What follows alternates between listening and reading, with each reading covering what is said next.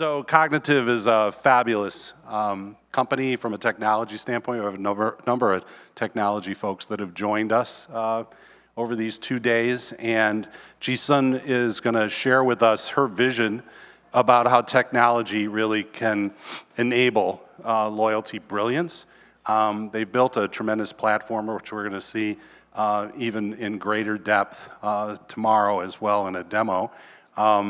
And so she and I are going to have a chat, and then there's a few slides to sort of illustrate the point. And with that, Jisun, come on up.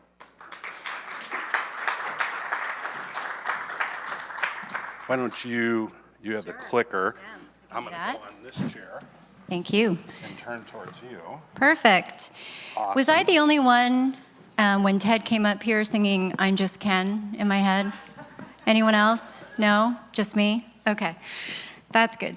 I am so excited to be here talking to everybody about the future of loyalty, and I have to say I realize it's been a very dense day, and I'm sure lots of people are feeling a little bit of a lull at this point. And what are we, about an hour from cocktails? So hang in there, guys. I promise this will be a fun conversation. What I do love about everything I heard today is I really feel like we're all on the same page, right? Rick, you started the day off talking about loyalty having to be about experiences and how Taylor is our leader in the loyalty renaissance, and I do not disagree with you on that.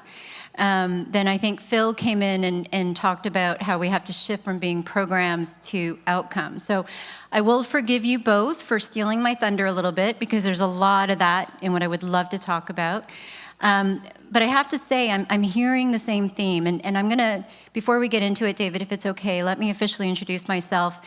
Please. My name is Jisun Hahn. I am the Chief Strategy Officer at Kognitiv. I've been there for a few years, and beyond Kognitiv, I've been practicing loyalty, or the broader industry of loyalty, because I know all of you are involved in it in some way or form, because you're here, right? And I think loyalty is more than just about managing a program like everyone's been saying. It's really about data and analytics. It's about marketing. It's about CX. It's about technology. And I've been involved in that broader industry for more than 20 years, and just like Phil, I also started when I was 6. Phil's got 10 years on me, though, I think, right? What is interesting, though, is, look, the vernacular hasn't changed. We have been talking about the same things for decades. For all of you who've been in the industry just as long, you know. How long have we been talking about personalization? How many years? More than a decade, right? How long have we been talking about being one-to-one, or leveraging real time, leveraging insights? For so many years. And as much as Phil talked about us being maybe a little bit stuck, I don't disagree, but I would love to pivot the conversation to something a little bit more optimistic, because I truly believe we are in a watershed moment in loyalty. So many people are talking about AI and machine learning.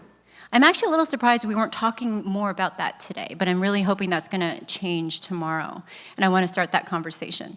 AI and machine learning, everyone is talking about it, I get that, but in loyalty, guess what, guys? That is going to be our watershed moment. That is going to be the enabler that reduces the complexity in getting things done. I don't think the strategy is going to change. I don't think the outcomes or what we're looking to do is going to change.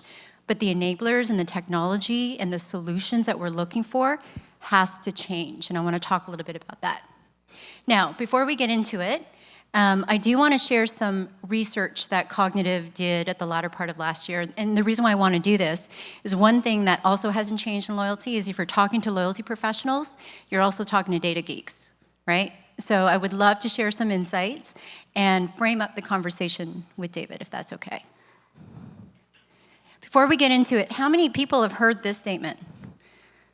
Yes, loyalty is dead, long live loyalty. We heard that theme everywhere today, didn't we? And I can't remember who said it. I think it was Matt who had said, loyalty in our organization is a bad word. We can't talk about it. It's not a program. I may have to change the name of my firm. Yeah. Look, we're all in the practice of loyalty, and that's okay. And I want to reclaim that word, because I don't think it's a bad word. I think it's just how we practice it has to change.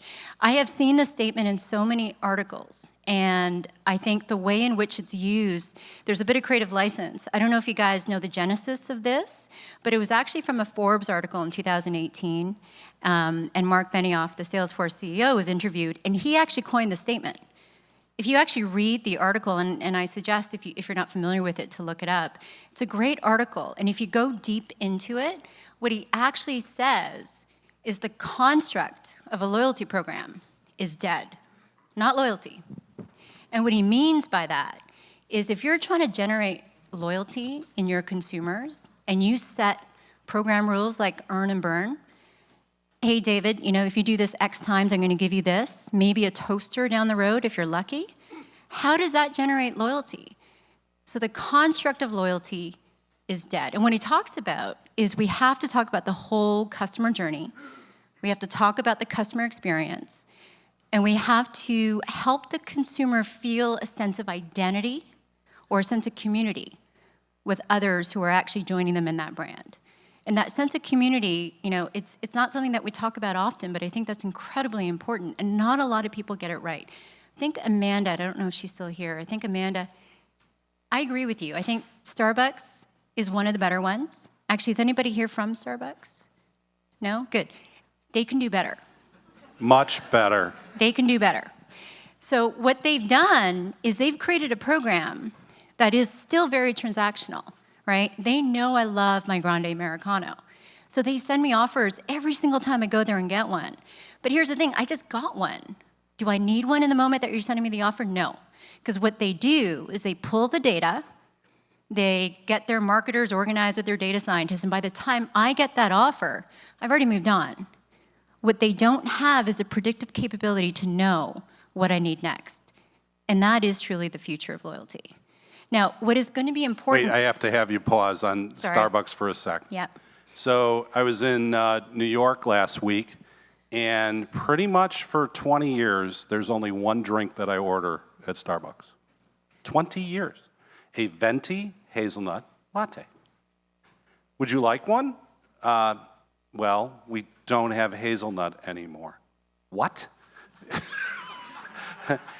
You can have toffee, and it's a little saltier, but it kind of is a good substitute for hazelnut. So she was actually ready for me to jump across the counter at her, okay? And then, Mr. Ridgewell, I love you for more than you know, because I am a huge Pete's fan. For 15 years, I've been ordering Pete's direct online, okay? And Starbucks coffee tastes burnt. I don't care for Starbucks at all. Pete's is much better. So and the last part is, you're 1,000% right. The program is not optimized. Everybody loves it because it's an ecosystem and it's payment. But do they promote to you to buy merchandise and buy coffee makers and buy more of their ground coffee or whole bean? No. There's so much and predict revenue what you need left next. And predict what you need next. Yeah, and predict what you need.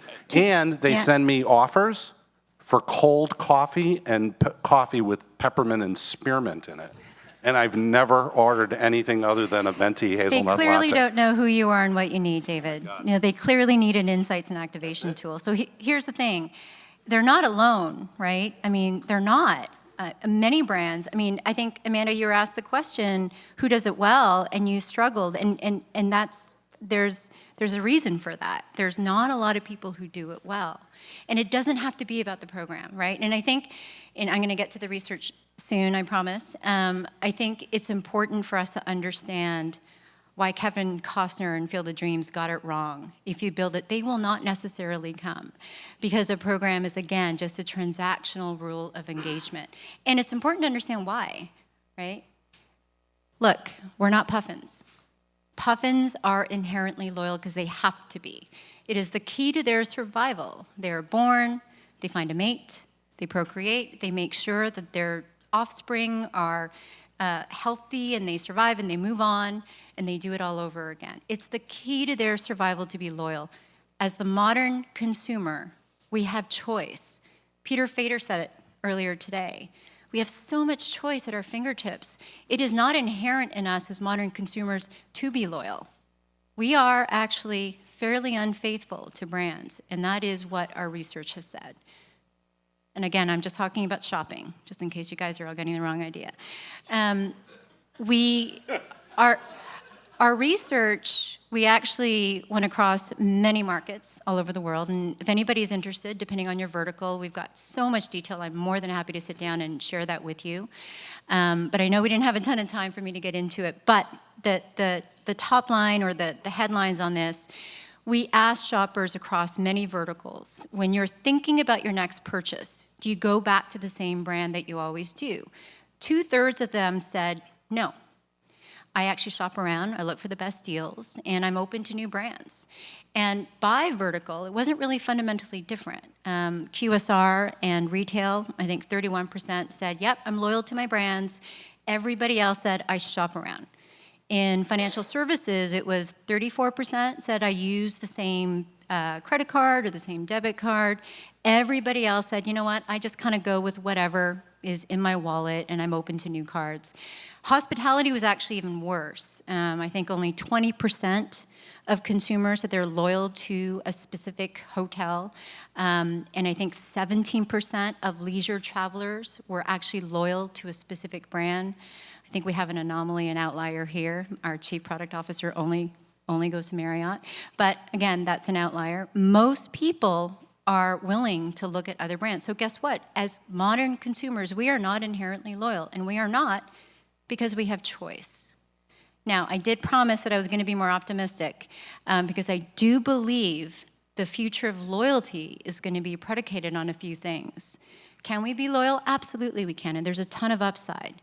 And how we practice has to change. What we're trying to change doesn't have to. There are 3 things.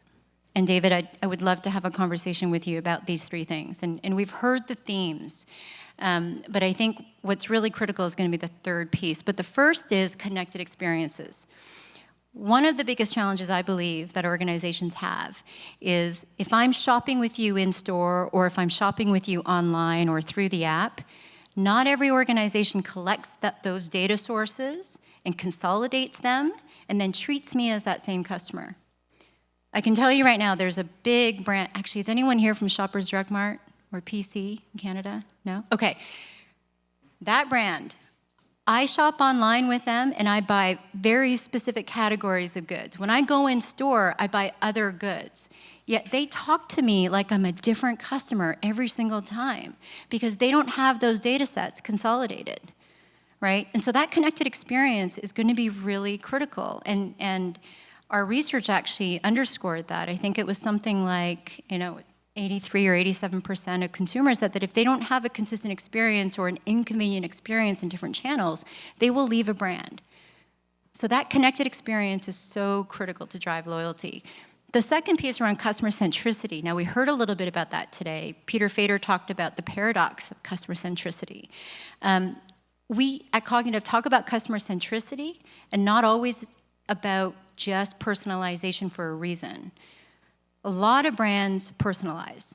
And when they think they personalize, it's because they've taken data, they know I just bought toilet paper, and they say, hello, Jisun, thank you for buying the toilet paper. Here's an offer for more. Well, dude, I just bought a whole bunch. I don't need any for a few weeks. Customer centricity is different than personalization. You can call me by my name, but you actually are not leveraging customer-centric practices. If you were, you wouldn't be looking at dated insights. You wouldn't be looking at your aggregate of the business cycle and saying, you know what, my average consumer second purchase cycle is 160 days and it's been 170, oh my God, I better talk to her. That's the average of a business cycle. That is not a customer cycle. That's what we mean by customer centricity. You cannot do that, though, with the way we've been practicing. You need AI. You need machine learning. And guess what? It has to be native to your platform, right? I think a lot of us here have touched on AI with predictive models that you've probably, if you're a practitioner or marketer and you've worked with your data science teams and you said, hey, I need to understand who's going to leave me soon, so can you build me an attrition model? Well, guess what? That model gets built and it gets used for a year and it's no longer relevant, right? That machine needs to be embedded in the solutions that you use every day. And so we believe that is the future that is going to remove the complexity of how we do work. It's amazing to see how technology has evolved over time. So when you think about customer relationship marketing, and you think about certain platforms that were out there 10 years ago, that were just all about taking big data. Remember that buzzword? Forget personalization. It was all about big data, which is capturing all those connected experiences. And the thing that I'm most amazed at is the kind of investment that companies from a technology standpoint are placing to add a level of feature functionality and capability so that the connected experience is meeting the customer's expectations. Or the customer doesn't even have those expectations, but you're surprising them that you actually are delivering on it. That's right. And I find that talking about AI native technology for some clients that are in this audience right now is overwhelming because they're not fully actualized yet to even the basics to get to an advanced state.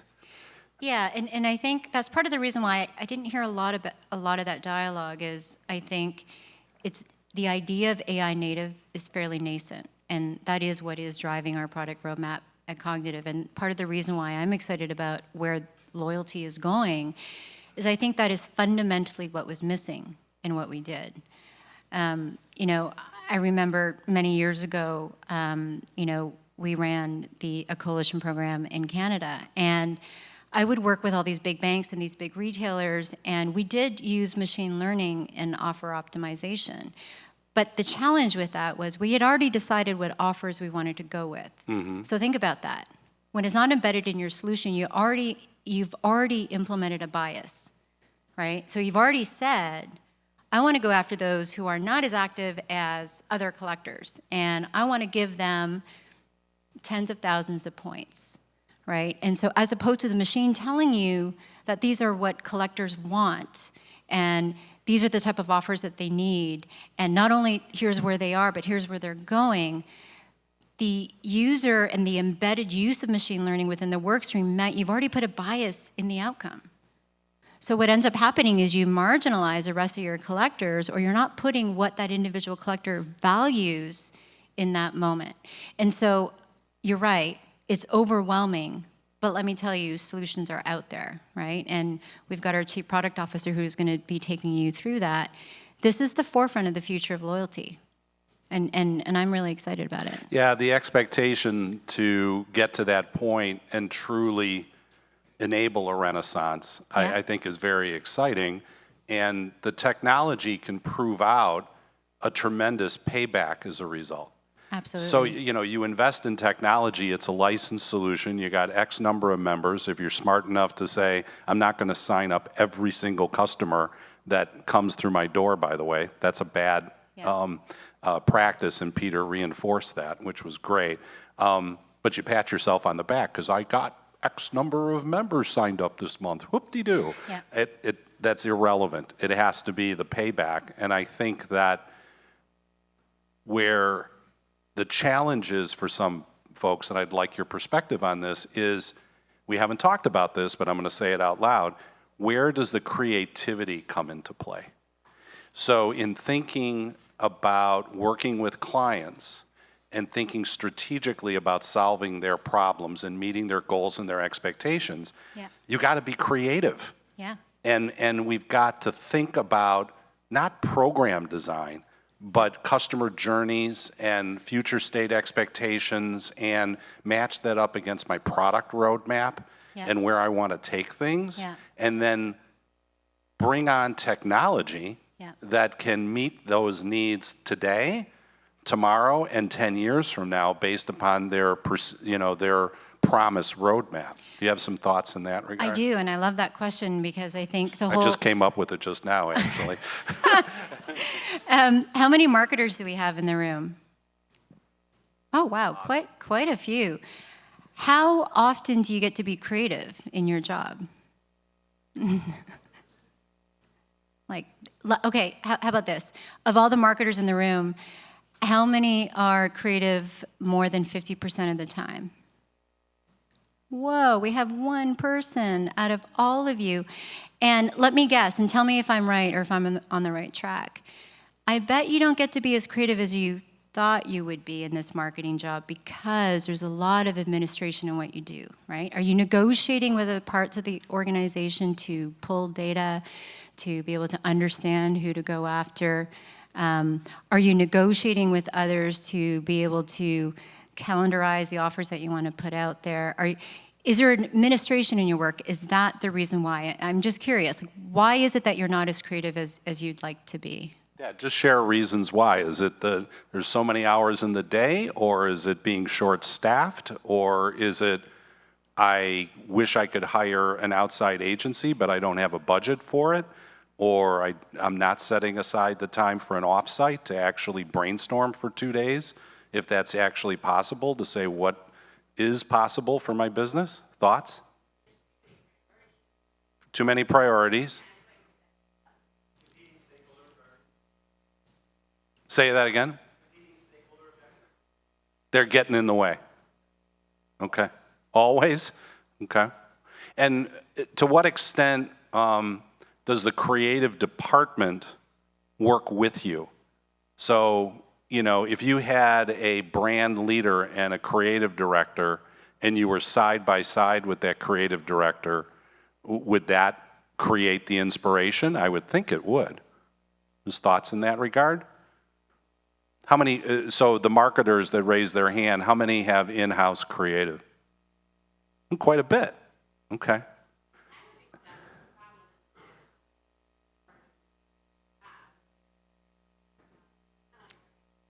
Yep.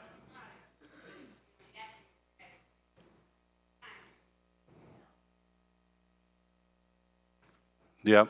I hate American business. It's limiting. Can I ask a question to just sort of build on what you said there?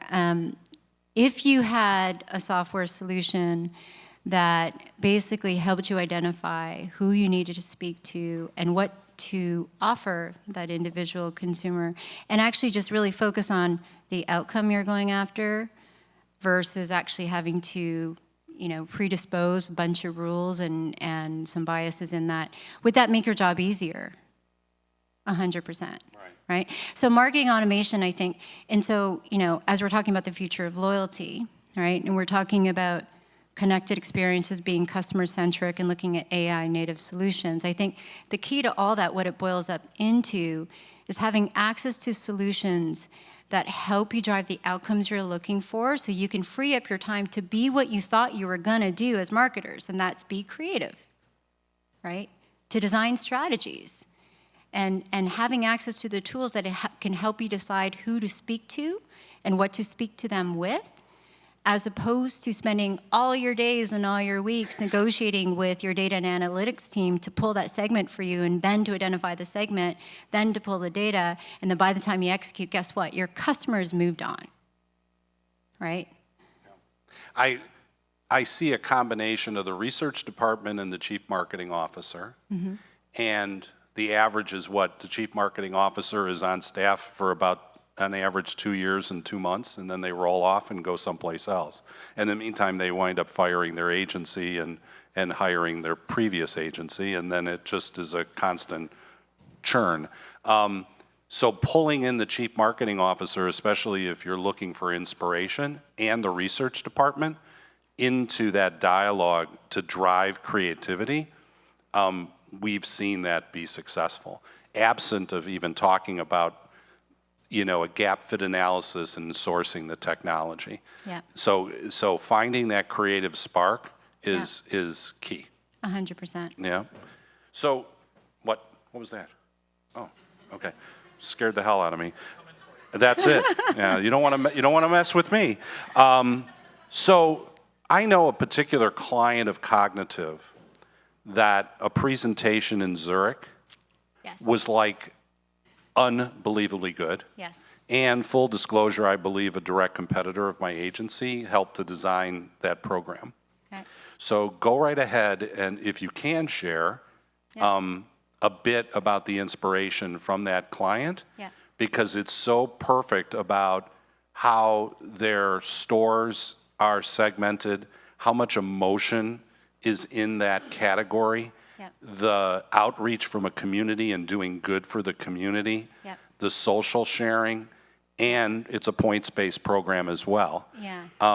And it drives incremental. Do you want to share a little bit about Yeah, that? I'm happy It's to. a great case study. Yeah, and No certainly. matter whether they were your client or not, it's a fabulous case study. No, we're So very proud of. you should be. Yeah, this particular client, and I'm not going to be sharing anything out of school on their behalf, but I'm sure Bradley from PetSmart, because he was here on stage in Zurich talking about the Treats program, wouldn't mind me sharing at a very high level. We're incredibly proud of PetSmart as a client because we provide, as you know, the technology and the solution to drive, build, design, and manage their loyalty program or loyalty solution. And one of the things that they do incredibly well is that all the data that comes through multiple channels really gets ingested into one place, so they have a singular view of who their customer is. One of the things that Bradley loves to talk about is that every single channel identifies you as the treats collector in a singular way, all down to the store associates, right? And we talked about that emotional connection and how important that is. But if you're a treats member and you walk into that store associate will acknowledge that, and they will be able to know, because our technology solution is able to then serve up what where you are in the journey with them, and be able to talk to you on a personal level at the store level. And he's very proud of that. And without the right solution, he wouldn't be able to execute on that. So it is an incredibly powerful program, and they've done amazing things. Yeah. I walk into the store and I'm a huge birder, okay? And so I live next, my backyard is got tons of wildlife, and I love woodpeckers of all types, believe it or not, and I get all types of woodpeckers and I bring them in and I buy the goods there at Pets, and they take care of me. Okay. They don't push fish, okay? I'm not buying any aquariums. My wife hates it because she's afraid it's going to flood the house, Yeah. right? Yeah. So it's so smart what they do. Yeah. And you're enabling all of that. It's a great case. Yeah. Absolutely. So thanks for sharing. No, of course. David? Okay, good. Any questions? Time for one quick question. If No? you have one. No? Oh, yes. Oh, yes.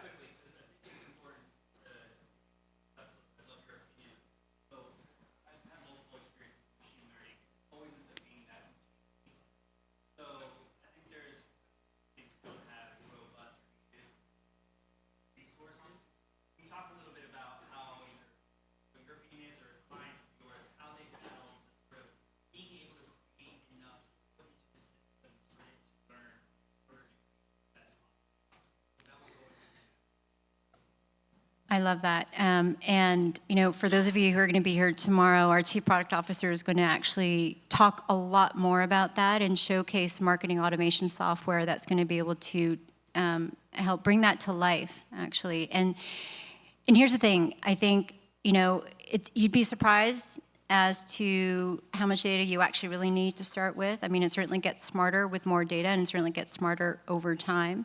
And I think, we didn't really talk about this, but the future of loyalty is going to be the convergence of loyalty software as well as MarTech software, right? And so if we're talking about moving from a program to an outcome, you need both. And, to what you had said earlier around the fact that there's limited creative resources, imagine a world, and it's actually right here, right now, where you've got a marketing automation software that, you basically just say, this is what the outcome is that I want. I want to drive revenue, I want to improve margins, and it actually will tell you what it is that you need to do in terms of who to target and what creative to leverage that's already in the library of creative that you have. And so I think for us, what we need to do is remove the barriers to get better, and those barriers are basically resources. Those barriers are time, right? And the only way to do that is with intelligence. And you got to plan it out. too. Yeah, I mean, you got to exactly. develop the creative. I think that's the point as well in the CMS or otherwise, and then have the connectivity. So Exactly. it's not easy. You're 1,000% correct. It's Yeah. not. It's not easy, obviously, because not a lot of people are doing it. But if you have the right solution and the right solution that is built on a composable architecture that can actually connect to the different systems and partners that you have, it can actually be pretty easy. Exactly. Yes. We're good. Don't have any time left, Denny, if you want to have drinks. So why don't we hold any more questions till tomorrow? But the good news is the conversation is still continuing tomorrow Yes. on this topic. So And there'll be yeah, more tomorrow opportunity to go into is more even detail deeper on into this. technology and disintermediation. We are Use building the that word. suspense Yeah. for Anthony's session Thank you, tomorrow. guys. Thanks So- very much. Thank you.